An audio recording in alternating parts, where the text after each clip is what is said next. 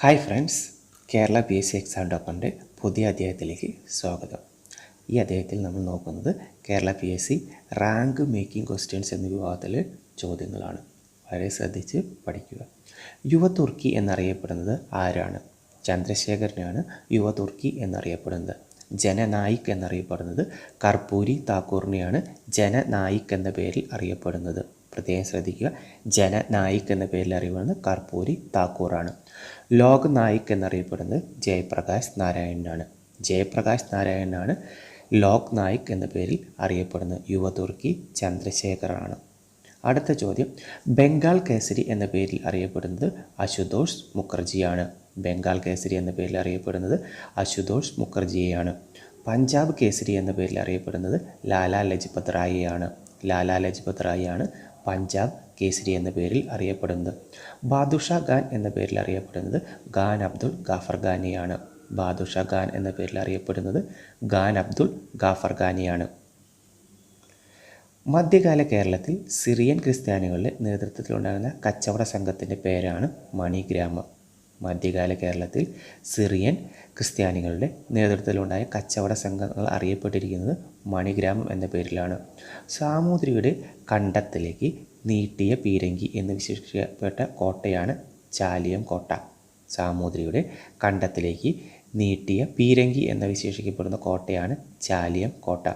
കുമാരനാശാന് വിപ്ലവത്തിൻ്റെ ശുക്രനക്ഷത്രം എന്ന് വിശേഷിപ്പിച്ചത് ജോസഫ് മുണ്ടകശ്ശേരിയാണ്.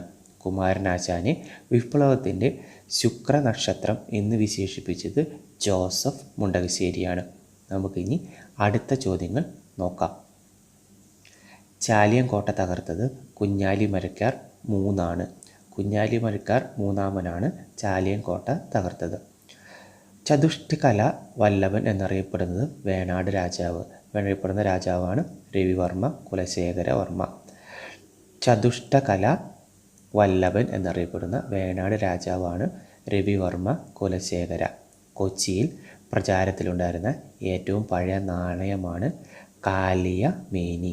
കൊച്ചിയിൽ പ്രചാരത്തിലുണ്ടായിരുന്ന ഏറ്റവും പഴയ നാണയമാണ് കാലിയ മേനി. പ്രത്യേകം ശ്രദ്ധിക്കുക, ചാലിയം കോട്ട തകർത്തത് കുഞ്ഞാലി മരക്കാർ മൂന്നാമനാണ്. കുഞ്ഞാലി മരക്കാർ മൂന്നാമൻ. ഓൾട്ടോമീറ്റർ ഉപയോഗിക്കുന്നത് വാഹനങ്ങൾ സഞ്ചരിക്കുന്ന ദൂരം അളക്കാൻ വേണ്ടിയാണ്. വാഹനങ്ങൾ സഞ്ചരിക്കുന്ന ദൂരം അളക്കാൻ വേണ്ടി ഉപയോഗിക്കുന്നതാണ് ഓൾട്ടോമീറ്റർ. ഓഡിയോമീറ്റർ ശബ്ദത്തിൻ്റെ തീവ്രത അളക്കാൻ വേണ്ടി ഉപയോഗിക്കുന്ന ഉപകരണമാണ്. ഓഡിയോമീറ്റർ ശബ്ദത്തിൻ്റെ തീവ്രത അളക്കാൻ ഉപയോഗിക്കുന്ന ഉപകരണമാണ്. കലോറിമീറ്റർ താപത്തിൻ്റെ അളവ് നിർണ്ണയിക്കാൻ ഉപയോഗിക്കുന്നതാണ്.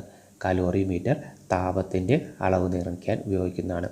കാർഡിയോഗ്രാഫ് ഹൃദയത്തിൻ്റെ സ്പന്ദനം രേഖപ്പെടുത്താൻ ഉപയോഗിക്കുന്നതാണ്. കാർഡിയോഗ്രാഫ് ഹൃദയസ്പന്ദനം രേഖപ്പെടുത്താനാണ്. പാരച്യൂട്ട് ഉപയോഗിക്കുന്നത് ആകാശത്ത് നിന്ന് സുരക്ഷിതമായി ഇറങ്ങുവാനാണ് പാരച്യൂട്ട് ഉപയോഗിക്കുന്നത്. അനിമോമീറ്റർ ഉപയോഗിക്കുന്നത് കാറ്റിൻ്റെ വേഗതയും ദിശയും അളക്കാനാണ്. പ്രത്യേകം ശ്രദ്ധിക്കുക, അനിമോമീറ്റർ ഉപയോഗിക്കുന്നത് കാറ്റിൻ്റെ വേഗതയും ദിശയും അളക്കാൻ വേണ്ടിയാണ്. ആൾട്ടിമീറ്റർ ഉപയോഗിക്കുന്നത് ഉയരം അളക്കുവാൻ വേണ്ടിയാണ്. ആൾട്ടിമീറ്റർ ഉപയോഗിക്കുന്നത് ഉയരം അളക്കുവാൻ വേണ്ടിയാണ്. ബാരോമീറ്റർ ഉപയോഗിക്കുന്നത് അന്തരീക്ഷ മർദ്ദം അളക്കുവാൻ വേണ്ടിയാണ്. അന്തരീക്ഷ മർദ്ദം അളക്കുവാൻ വേണ്ടിയിട്ടാണ് ബാരോമീറ്റർ ഉപയോഗിക്കുന്നത്. ബിസ്മില്ല ഖാൻ ഏത് വാദ്യോപകരണവുമായി ബന്ധപ്പെട്ടിരിക്കുന്നു? ഷെഹനായ്. ബിസ്മില്ല ഖാൻ ഷെഹനായുമായാണ് ബന്ധപ്പെട്ടിരിക്കുന്നത്. ഉത്തര അയനന്ത ദിനമാണ് ജൂൺ 21. ഉത്തര അയനന്ത ദിനമാണ് ജൂൺ 21.